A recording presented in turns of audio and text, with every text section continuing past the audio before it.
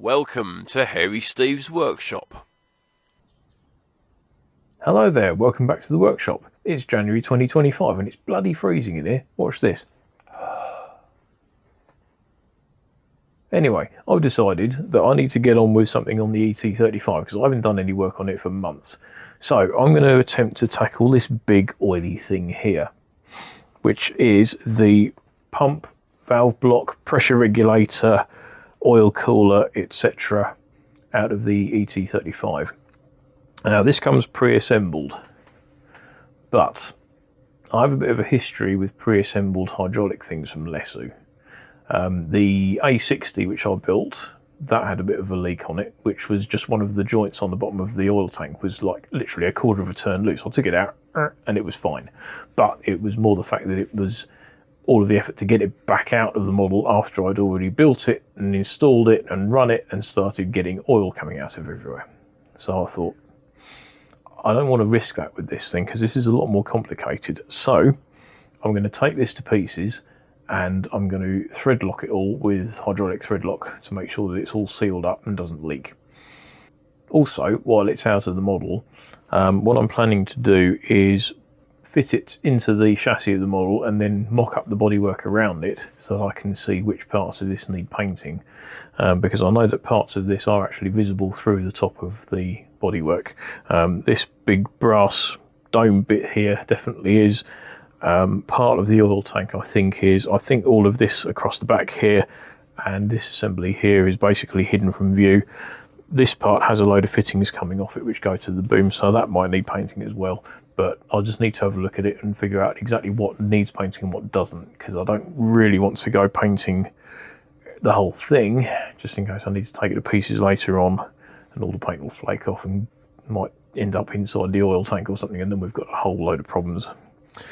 So yes, it's all currently covered in shrink wrap at the moment, so let's unwrap it and see what awaits inside.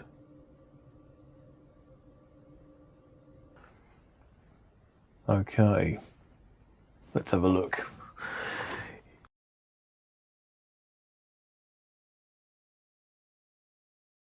I suspect that they have tested this in the factory because that cling film that was wrapped around it is gopping with oil. And I was going to go chuck that in the bin before it contaminates the entire workshop.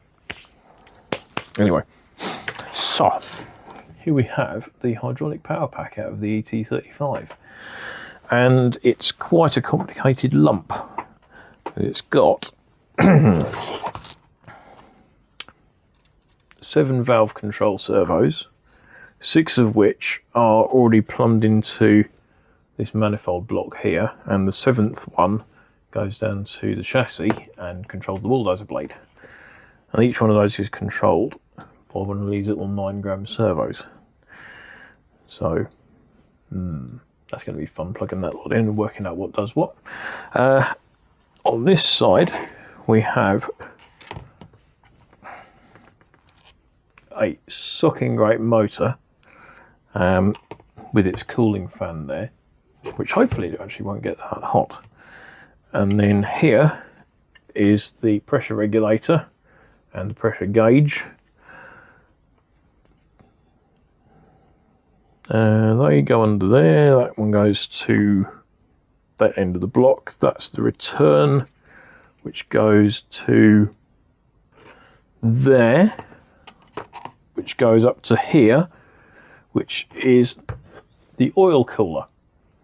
And again, has a big fan on the back of it, so it shifts air through and cools the oil down. Not that the oil should get that hot, but it's good that they thought about it. And then that, I think, is the vent and fill port for the oil tank. And there's actually a guy on one of the groups on Facebook who I was talking to who's designed a little 3D printable funnel which goes in there so you can fill it up without getting oil everywhere, which is quite handy. Okay, so long story short, oil is in the tank. It gets sucked out of the tank through this line, goes down to the pump, pump pressurizes it, puts it up to here. If it's below the pressure regulator limit, which is set on here, it goes through these two lines to the valve block, goes to the various rams, and then gets returned, put through the oil cooler here and back to the tank. If it's too high pressure, the pressure relief valve opens, puts oil straight back through the oil cooler, straight back to the tank. Basically, that is the important bit. If you've got that set too high, it's going to start blowing lines. And when they blow lines, they really blow, because that's quite a big pump. So let's pull it apart and make sure it's all thread locked properly. Okay, first bit to come off is probably going to be that top part there, because that looks like it's relatively easy to remove. Famous last words.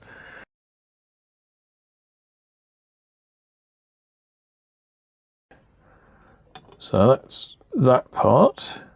So there's a filter in there as well.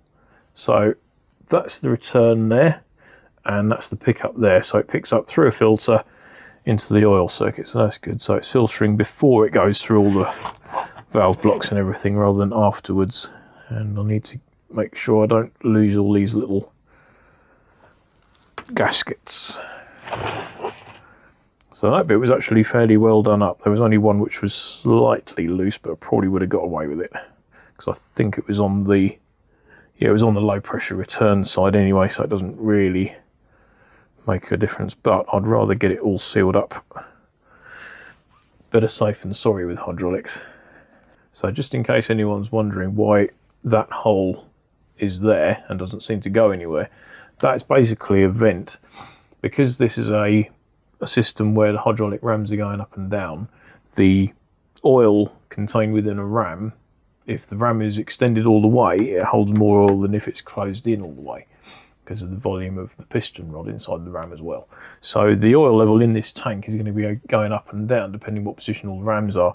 So because the oil level is going to be going up and down, there's going to be different amounts of air in there as well. So you want to be able to vent the tank so that the oil isn't being pressurized by the air that's in the tank if there's more oil in there than there was, if you see what I mean. So that's that bit off. Right, let's have a look at I've just noticed, and I didn't see it before, you probably can't see it either to be fair, but I'll try and show you. Just there on the side of the tank, there are two pressure taps with a piece of clear line between them, which is an oil level indicator, which is quite neat. The only problem is you can't really see it very well. Right, what needs to come off next? I'll take the oil cooler off next. That one's done up so tight I can't get the bugger undone. I'll get me bigger screwdriver. Big screwdriver.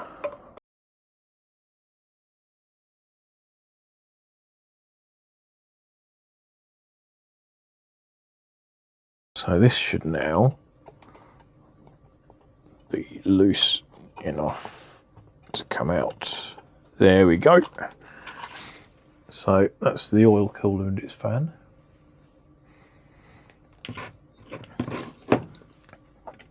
So pressure regulator is next. There we go. So that's the pressure regulator there.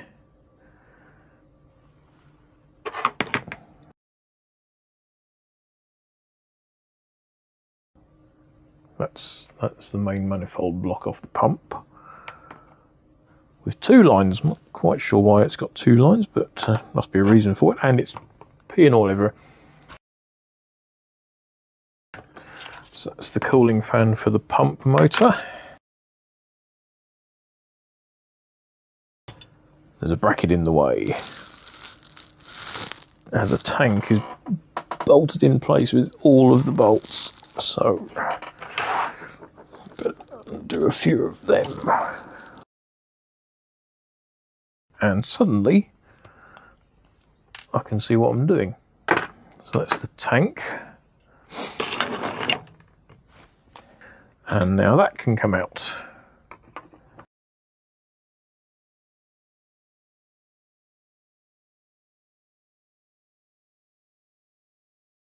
Right, so these lines should now come out.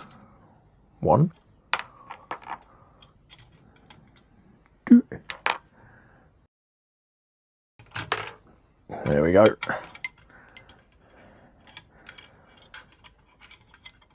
That's basically all of them off. So that's the pump all stripped down, so there's nothing left on there. Just got that oofing great big manifold block to get off now. And it does actually say in the instructions, if you need to remove that, don't undo one screw all the way and then undo the next one and so on, because you will break something. So basically it says just undo them like half a turn each at a time.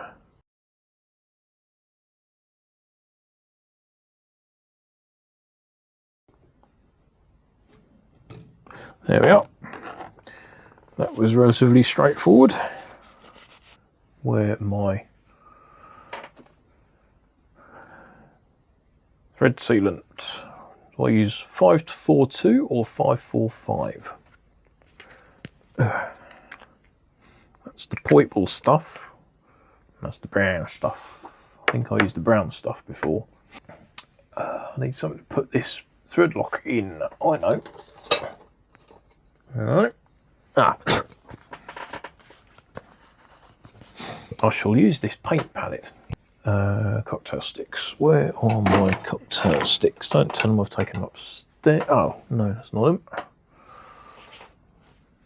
Oh, there's some up there, that'll do. It's got paint on one end, but it'll do. There we are. So you don't need a huge amount of thread lock on these, as RC Sparks once found out when he built a skid steer and dips all of the fittings in thread lock and bung them all up. So we're just going to use a cocktail stick to put small amounts of thread lock where we need it. So I'm going to start with this manifold block, and then at least I know where I am. So let's whiz these out one at a time. Dob of thread lock, back in, job done.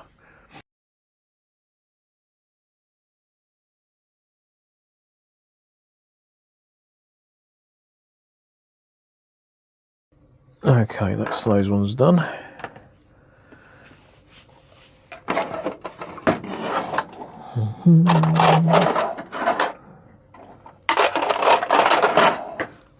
Don't know if this is the right size for these. It is. Good. You see it's got these adapters on here which take it down from M5 to M3. I'm going to do them as well while I'm at it, just for the sake of it. There, right, that's finished. That bit's done. Something's peeing all everywhere. Oh, it's the pressure regulator. It's probably still full of oil.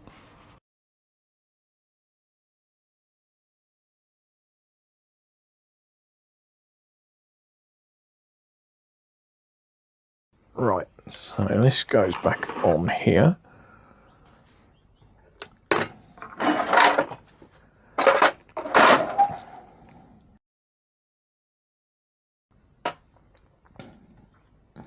And that one goes there.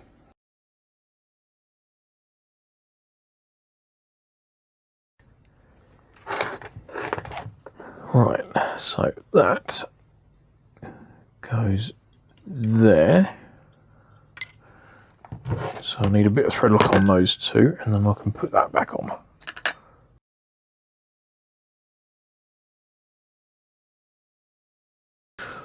One back on.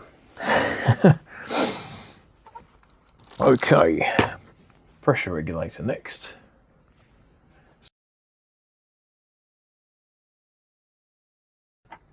Might as well do all these plugs while I'm here as well.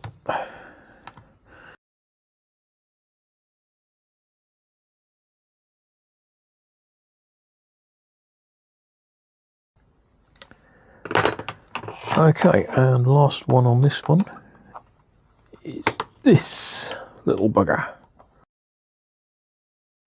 Something along those lines.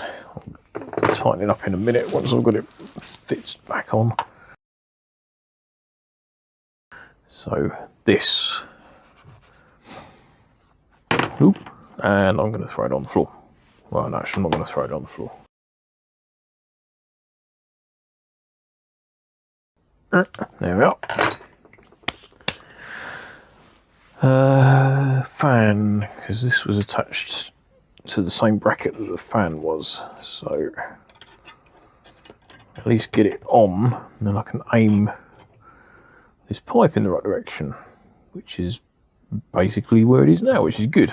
Right, so I'll do that up.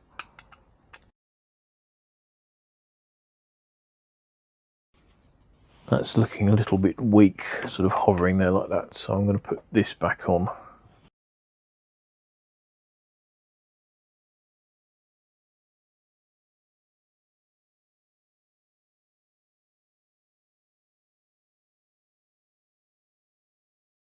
Last one. Oh, shit. Whoops. I've just noticed I haven't put the pipes on the other side of the pump yet, so this is all going to come back off.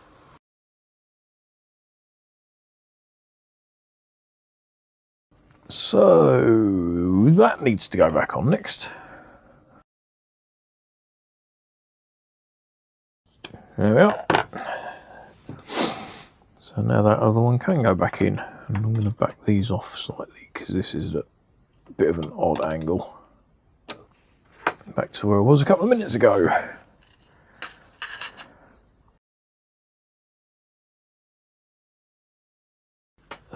Where's that disappeared to? I appear to have misplaced a gasket. One of the big 5mm ones this time is a bit odd, but there we are. Got some spares somewhere. I don't know if I've lost it or it wasn't there to begin with. I'm sure it was there earlier, but it ain't there now. So now hopefully third time lucky with this.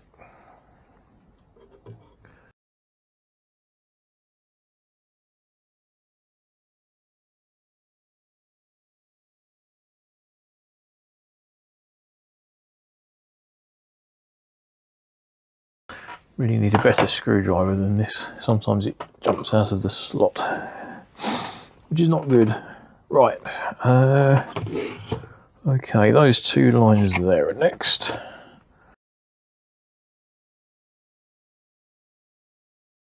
And this last line here.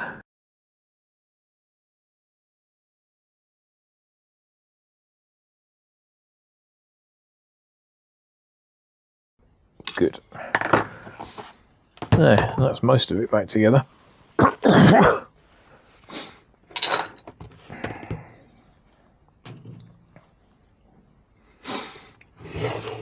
Now, I think the tank and the tank lid are the main parts which are going to need painting. And the end of this bit. So I'm going to leave them off for the moment until I can get some paint on them, or at least put the rest of the superstructure together to check that those parts need painting. So I'm going to leave it like that for the moment. I'll put all these brackets back on to hold those lines in place first. But yes, these bits won't be going back on just yet, because I suspect if I do put them on, I'll take them back off again fairly soon afterwards.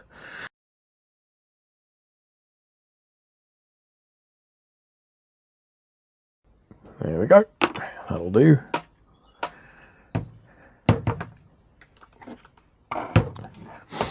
Now I just need to put the fan back on, because the screws that hold the fan on also hold this bracket here.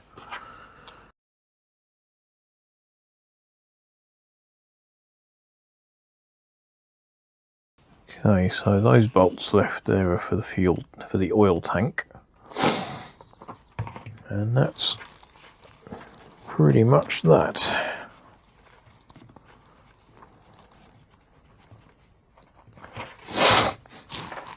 Wow. And it is blooming cold in here, so I think, seeing as I've only got 18 minutes of footage left on my SD card before it's full, I think I'm going to call that done for the moment, and I will come back to it, mock the bodywork up, figure out what needs painting, and then hope it gets warm fairly soon so I can actually paint it. Either that or take it round to a friend's house who's got a nice warm spray booth. but we'll see. So that'll do me for the minute. So I'm going to call this video done. I'll see you next time. Bye for now. Thank you for watching my video. If you like what I do here, please click on the button on screen to subscribe to my channel. There are also some more videos for you to watch on the screen, and you can also find me on Facebook. I'll see you in the next video. Bye for now.